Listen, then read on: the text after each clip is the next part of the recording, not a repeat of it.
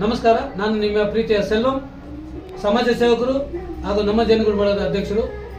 ಹಾಗೆ ನನ್ನ ಪ್ರೀತಿಯ ಗೆಳೆಯ ಅನ್ನದಾಸೋಹಿ ಮಲ್ಲೇಶ್ ದೊಡ್ಡಬಳ್ಳಾಪುರದಿಂದ ಅವರು ಮತ್ತು ನಾವು ನನ್ನ ಪ್ರೀತಿಯ ಗೆಳೆಯ ಆತ್ಮೀಯ ಮಿತ್ರ ನಮ್ಮ ಕುಚುಕು ಗೆಳೆಯ ಕುಚುಕು ಡಾರ್ಲಿಂಗ್ ಇವ್ರನ್ನ ನೋಡಲಿಕ್ಕೆ ಬಂದಿದ್ದೀವಿ. ಈ ಹಿರಿಯ ಜೀವ ನಿಮ್ಮೆಲ್ಲ ಕೈ ಮುಗಿದು ಕೇಳೋದೇನೆಂದ್ರೆ ಆ ಕಲಾವಿದನ ಬಂದು ನೋಡಿ.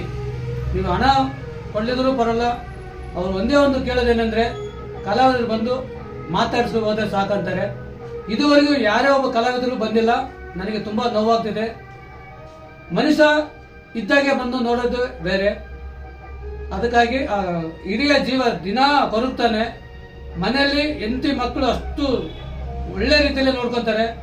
ಆದ್ರೂ ಆ ಮನುಷ್ಯ ಊಟ ಮಾಡಲ್ಲ, ಸರಿಗೆ ತಿಂಡಿ ತಿನ್ನಲ್ಲ, ಮಾತುಗಳು ಸರಿಗೆ ಆಗಲ್ಲ. ಯಾಕಂದ್ರೆ ಕಲಾವಿದರಲ್ಲಿ ಬೆರೆತು ಕಲಾವಿದರ ಜೊತೆಗೆ ಇದ್ದ ಆ ಕ್ಷಣಗಳು ನೆನೆಸ್ಕೊಂಡು ಕಣ್ಣೀರು ಆಗ್ತಾ ಇದ್ದಾನೆ.